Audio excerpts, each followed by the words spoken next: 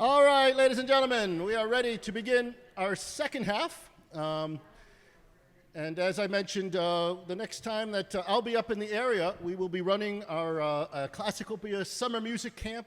We had done that back when we first started CLASSICOPIA in 2001 and did that for about 7 or 8 years, built it into a really wonderful program, and then when I moved away, we sort of had to let it go, but largely due to a wonderful pianist who's moved to the area, who many of you heard, Elizabeth Borofsky, who has sort of revitalized a lot of music here, has some wonderful students, including the one that you're about to hear, and Elizabeth and I have worked together to restart this camp, and so we'll be here in the Lebanon Church and then next door at the Upper Valley Music Center with this camp on the week of August 8th and August 15th.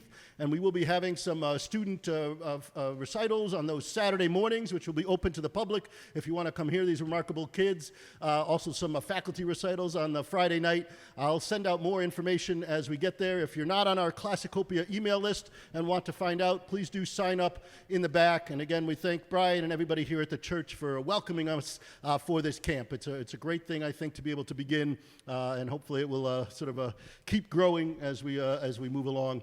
But I want to now introduce a pianist who's performed with us now, I think, 2 other times on our programs. She is the student of Elizabeth Borofsky. She's 9 years old, and she's going to play some variations on a Paganini piece that you might recognize. Please welcome to the stage Miss Yumi Drescher.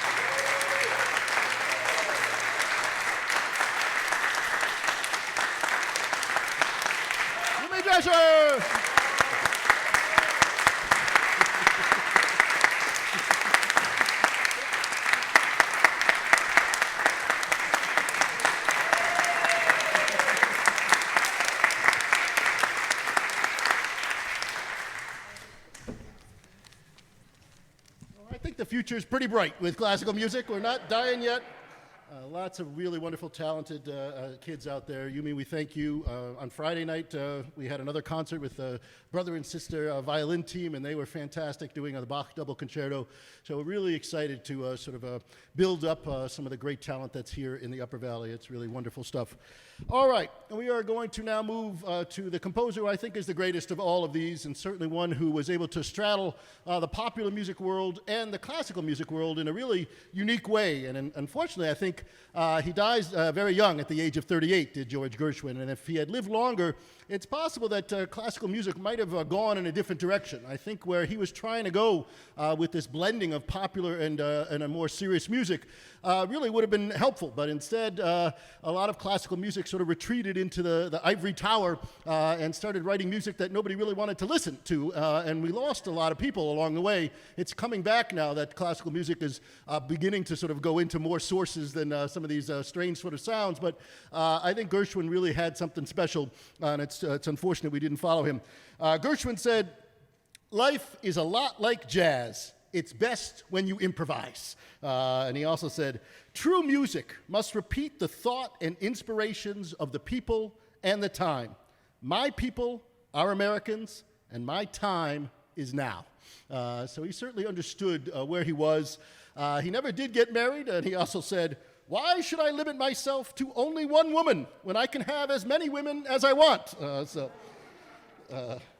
But he was born Jakob Gershowitz in 1898. His father had come over from Russia, and they lived in the Lower East Side. They didn't really settle down. The Gershwins moved around to about 20 different places when they were young. His older brother, Ira, was a very studious kid, did well in school. George did not. His mother called him the king of the roller skating hoodlums outside, and he would sort of hang out outside and skip school all the time. But one of his friends named Maxie Rosenzweig, who actually became a pretty good violinist, had at his home a player piano. And Gershwin was fascinated watching the keys go down on that player piano. And sometimes he would also sneak up to Harlem and listen to some of the music there. And the story goes that when he was 12 years old, the family had enough money to bring a piano into the home, thinking that they would give lessons to Ira. But when the piano got in there, George ran over and started playing a piece that he had memorized from the keys going down on the player piano. So Ira never got those piano lessons. George got them, and he got to study with a wonderful guy named Charles Hambitzer, who taught him a lot of the real basics of Bach and Mozart and Beethoven and music theory, but also allowed him to do what he really wanted to do, which at that time was ragtime and a little early jazz.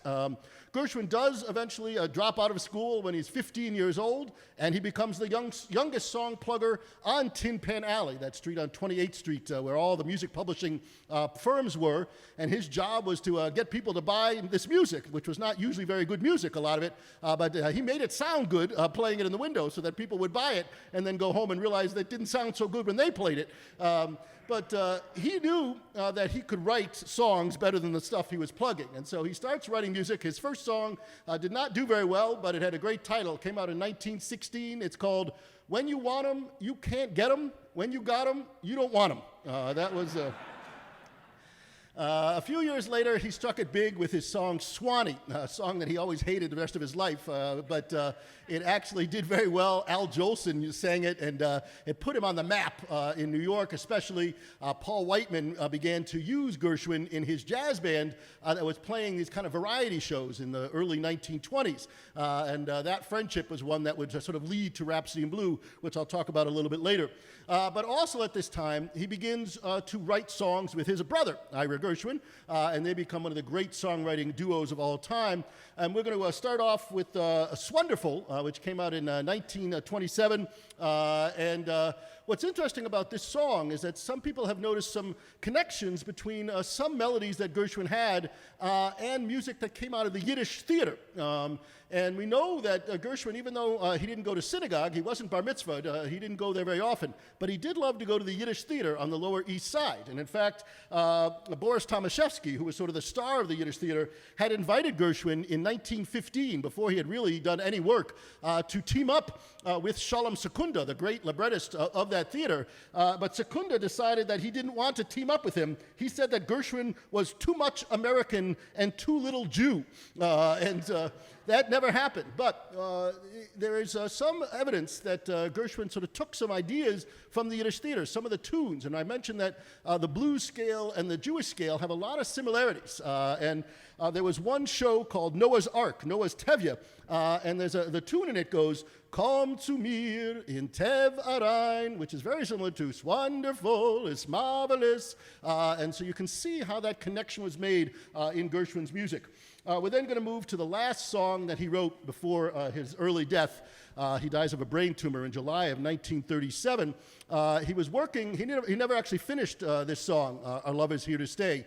He only finished the chorus part. They had to add sort of the beginning part later on from hearing some ideas that he had had. And in fact, the words were not written until after he died. And so this idea of love here to stay is kind of nostalgic of Ira sort of thinking about his brotherly love as well. They were very, very close. There's one sad thing that it was written for a movie, The Goldwyn Follies, but when the movie came out a year later, very little of this song was used because Sam Goldwyn, the producer of the movie, did not really like a lot of this music that Gershwin was writing. And in fact, a few days before Gershwin died, he was already having a lot of headaches, and he got so mad, and he told a friend, he's like, I had to live for this, that Sam Goldwyn said to me, why can't you just write hits like Irving Berlin? And so he was so frustrated at the time, and luckily this song sort of had a second wind when American in Paris came out in 1951 with Gene Kelly singing this song, and it's become now one of the great, great standards.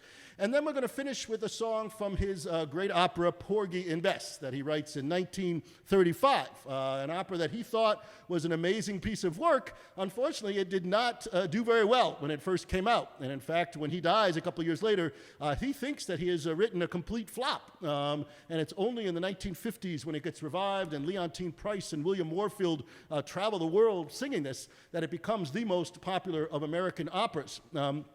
But Gershwin still thought it was great. As a matter of fact, his biography, David Ewan, wrote, George Gershwin never quite ceased to wonder at the miracle that he had been the composer of Porgy and Bess.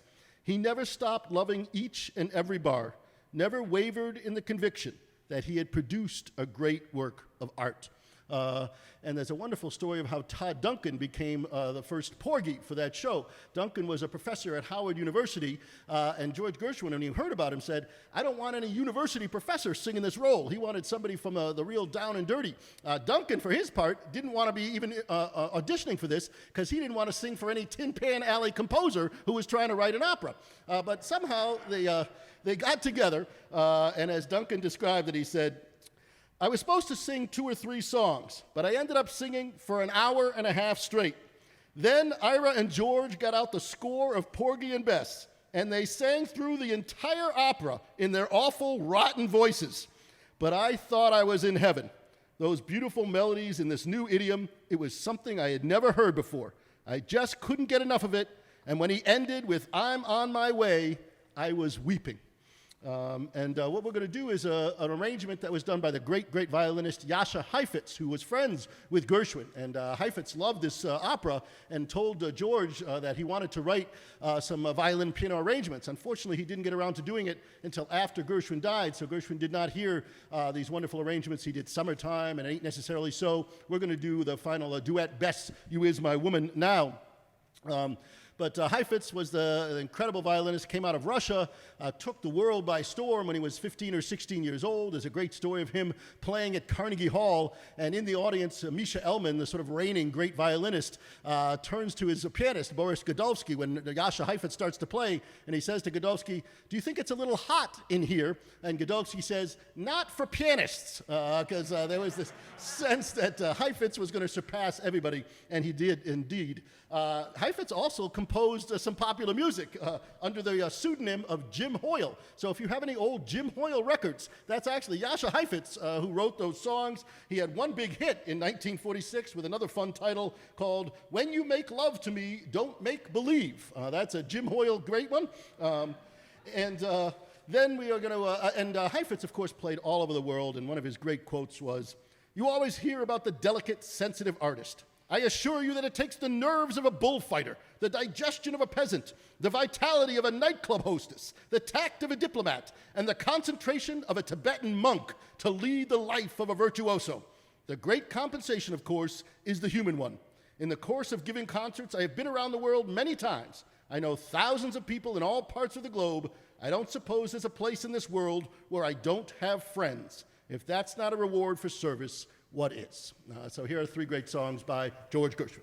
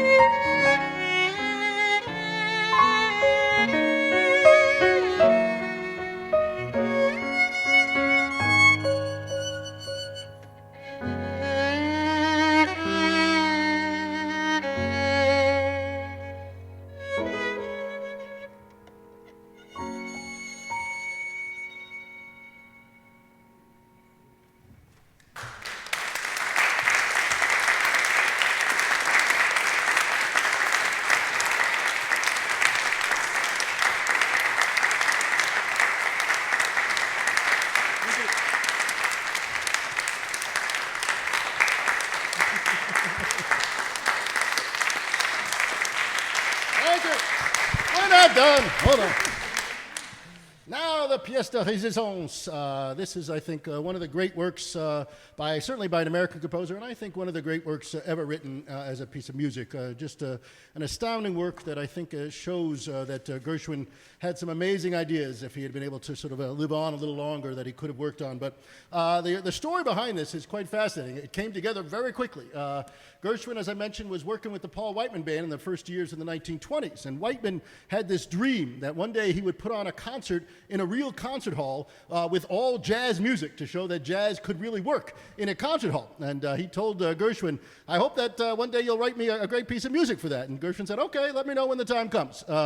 So in January of 1924, George and Ira are playing some pool somewhere, and they happen to look and see an advertisement in a paper about a concert coming up in February, 5 weeks later, at the Aeolian Hall with the Paul Whiteman Band featuring a great new work by George Gershwin. Gershwin called up Paul Whiteman. He said, I do not have a great new work. And Whiteman said, you've got 5 weeks. Please write me something good. And that's the beginning of Rhapsody in Blue. It came very quickly. And it was fortunate that Gershwin went on a train just after hearing that news. He actually went up to Boston because his show Lady Be Good was opening. And that train ride was the epiphany. Gershwin later wrote about it. He said, it was on that train with its steely rhythms and its rattly bang that is often so stimulating to a composer. I frequently hear music in the very heart of that noise. And there I suddenly heard, and I even saw on paper, the complete construction of the Rhapsody from beginning to end. I heard it as a sort of musical kaleidoscope of America, of our vast melting pot, of our unduplicated national pep, our blues, our metropolitan madness. By the time I reached Boston, I had a definite plot of that piece. And you can hear the train in it when you're the do-do-do-do-do-do-do-do-do-do. That's the train wheels going. Now, Gershwin had to come back and actually put this down in music, and he had a few weeks to do that. He didn't, this was going to be for jazz band with a piano soloist. Faraday Grofe, who was the arranger for the band, sort of came and lived with the Gershwins, and as Gershwin poured out these ideas, Grofe figured out how to arrange it for the whole band. Gershwin didn't really have time to write out his whole piano part, so most of that he actually improvised in this performance. And in the little cadenza part, he had no idea what was going to happen. He just said to Paul Whiteman, I'll nod when it's time for you to come in. And it was an amazing, amazing success. And this was an important, very important moment in music history. Now, the original title of this was going to be American Rhapsody. That's how Gershwin saw it.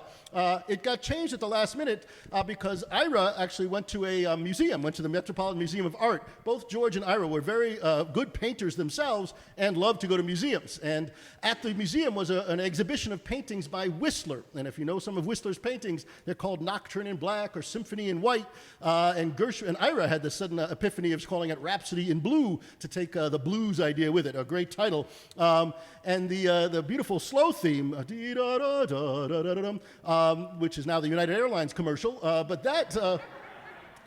that theme was only put in just 3 days before the concert was about to go because Gershwin thought he just needed something to contrast with all the fast stuff that was going on, and he wasn't sure he had any great ideas, but Ira remembered an old tune that he had written a few years earlier that had never gone to anything, but it was in one of his notebooks, and that was the tune that he then suddenly brought out. So it's amazing that one of the great melodies would just sort of dawn on him at the last second.